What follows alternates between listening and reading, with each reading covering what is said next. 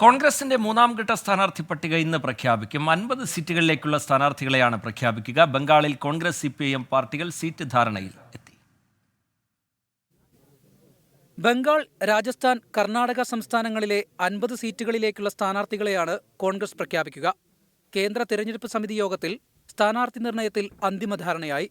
Rahul ഗാന്ധിയുടെയും Priyanka ഗാന്ധിയുടെയും സ്ഥാനാർത്ഥിത്വത്തിൽ suspense തുടരുകയാണ്. ഉത്തർപ്രദേശിലെ അമേഠി, റായ്ബറേലി മണ്ഡലങ്ങളിലെ പ്രഖ്യാപനം ഇന്നുണ്ടായേക്കില്ല.